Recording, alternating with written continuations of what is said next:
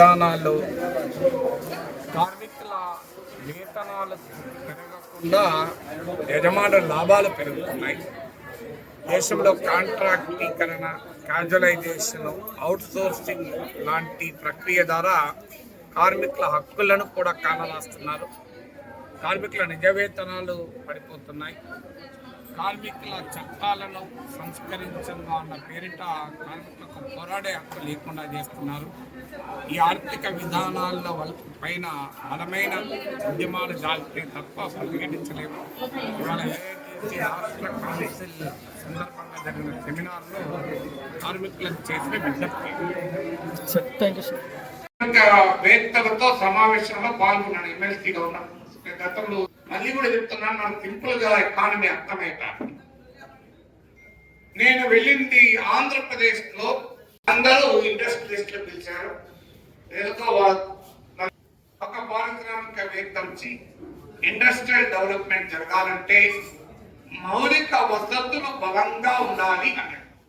మౌలిక వసతులు అంటే మా ఫ్యాక్టరీలకు రోడ్లు ఉండాలి, మార్కెటింగ్ ట్రైన్ స్పీడ్గా సరుకులు ముడి పదార్థాలు రవాణా చేయడానికి, మీరు ఉత్పత్తి చేసిన సరుకులు రావడానికి ఇన్ఫ్రాస్ట్రక్చర్ కావాలి అన్నాడు. కరెక్ట్, ఇన్ఫ్రాస్ట్రక్చర్ నిజంగా అవసరం కూడా.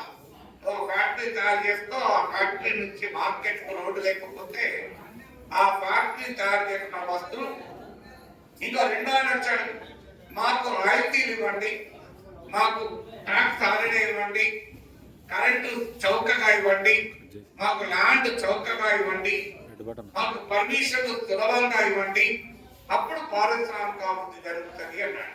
రెండో ఆయన. మూడో ఆయన వచ్చాడు, ఇవన్నిటితో పాటు మాకు కార్మిక చట్టాలను సడలించండి, ఈ స్ట్రైక్ ఉండద్దు, యూనియన్ ఉండద్దు, జీతాలు పెంచమని గొడవలు ఉండద్దు, వేతన సవరణ ఉండద్దు, కార్మికులకు ఎలాంటి హక్కులు, ఎంత హక్కులు తగ్గిస్తే అంత మేము పరిశ్రమను ముందుకు తీసుకెళ్తా ఉన్నాడు. ఇలా ఒక్కొక్కరు నాలుగుగా వచ్చాడు, మాకు తక్కువ వడ్డీకి రుణాలు ఇచ్చేయండి, మేము అప్పుడు ఆ అప్పు తీసుకొని వడ్డీ తక్కువ ఉంటుంది కనుక మేము పరిశ్రమలు పెడతాం అన్నాడు. లాస్ట్కి నన్ను తీశాడు. నేనంటే ఇవన్నీ నిజం, కానీ మీరందరూ ఇప్పుడు మీకు మౌలిక వసతులు కల్పించి బ్యాంకుల ద్వారా తక్కువ హక్కులు లేకుండా చేసినాక మీరు ఉత్పత్తి చేస్తారు. ఉత్పత్తి చేస్తున్నాను ఎవరికి అమ్ముకుంటారు మొదటి మీరే తింటారు అని ఒక ఉదాహరణ చెప్పారు. అయ్యే ఈ బిల్డింగ్ ఎదురు మిల్కా బండిల బండి ఉన్నది, మనం అందరం పోదాం. పోయి నేను పోయాను, పోయి ఏమయ్యా ఎట్లున్నావు, మిల్కా బజ్జీలు మంచిగా అమ్ముతున్నా పోతున్నాయి సార్ లక్షణ అన్నాడు. రోజుకి ఎన్ని బజ్జీలు అమ్ముతున్నా అంటే రోజుకు 200 బజ్జీలు వేస్తాను అన్నాడు.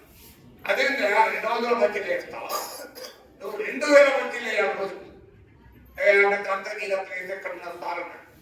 లేదా నీకు మంచిగా మడిగిపిస్తా, దాంట్లో పెద్ద నువ్వు మంచిగా ముగ్గులు ఎక్కువ పెట్టుకొని అన్ని పెట్టుకున్నాడు. సార్ నాకు ముగ్గు లేదు, స్టవ్ లేదు, బోలు లేవు, అవన్నీ కొనిపిస్తా సార్, కొనిపిస్తాను.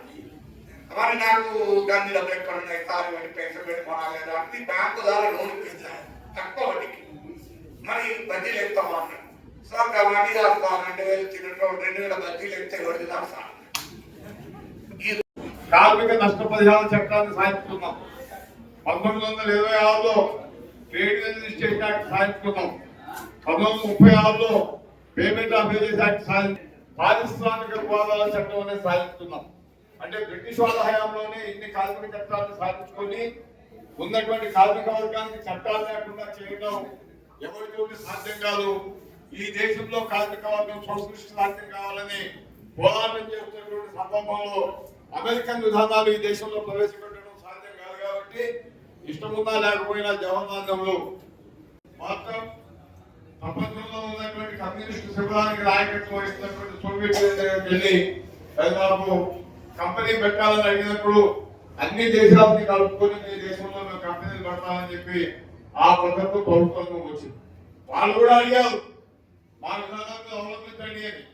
ఏంటంటే విధానాలు అంటే మా